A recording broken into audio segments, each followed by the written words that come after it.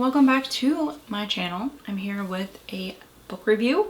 This is a book that was released this month, June 2021, Ace of Spades. This is by Faridah Abike-Iyimide. This is a YA thriller, and when I say YA, I know some people are turned off by that, and that's okay because, you know, young adult books are mostly written for a young adult audience. So, you know, as adults, we are probably not the intended audience, but this was a young adult book that didn't feel too juvenile to me. The characters felt like real teenagers. They weren't infantilized, and they also weren't acting like real adults. So I appreciated that. This book is told in a dual perspective. We are following Chiamaka, who is a senior at this place called Niveus Academy. Both her parents are doctors, so she has a kind of more affluent upbringing than our other character, Devon, who is at Niveus Academy. He's also a senior, but he is there on a scholarship. So his experience is a lot different than Chiamaka's in some ways. However, they are both the only black students in Niveus Academy. Full stop. That's it. That's it. So their experience as a whole sometimes is kind of weird. Chiamaka is hell-bent on being Miss Popular. She wants to have the most attractive boyfriend. She wants to be the girl that everyone wishes that they were. And sometimes she's not super nice. She doesn't seem to have a really good connection with her peers. Even the people that she would call her friends, they're all kind of just out for their own kind of social gain almost. Whereas Devon, he is much more quiet. He loves playing the piano. That's how he got the scholarship at Niveus, and he hopes to go on to Juilliard. So at the beginning of their senior year, they are both chosen to be senior prefects, and Chiamaka is actually the head prefect. So the year starts out perfectly for both of them, although Devon is a little bit, I don't know, he's not super into like the prefect thing, but he's like, whatever. Oh, he'll go with it, you know? He is just going along. He's going along to get along, and he's hoping that if he does well enough this year, he, you know, will get into Juilliard on a scholarship, which is, you know, he's got high hopes for that. But he is very talented. So the year starts out well, but soon into the school year, everyone in the student body starts getting these messages, these text messages from someone who calls himself Aces. And Aces starts out kind of mischievous. It's not necessarily harmful at first.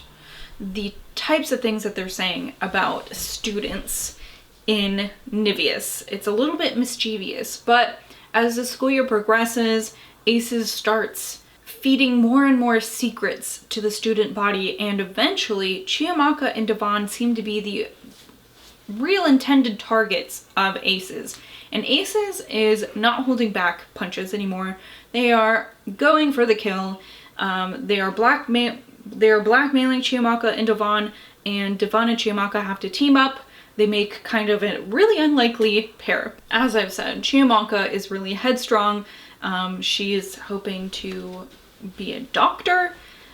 She is very certain of her future, whereas Devon, he really has to work at what he's doing because while he is black, like Chiamaka, he cannot fall back on his family's money to get him where he needs to be or where he wants to be. So things get really tough for them, and they really need to find out who Aces is and put a stop to it before they're both expelled. This book, in my opinion, was very fast-paced. It was exciting, it was intriguing, it was thrilling.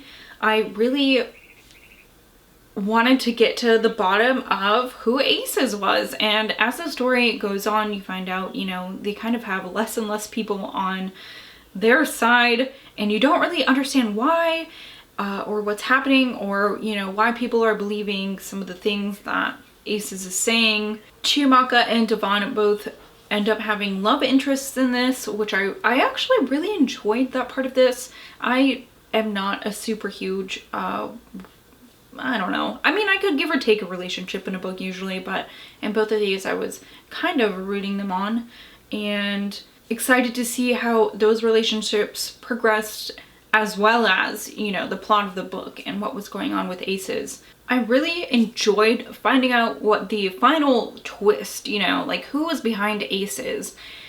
It was so exciting to me.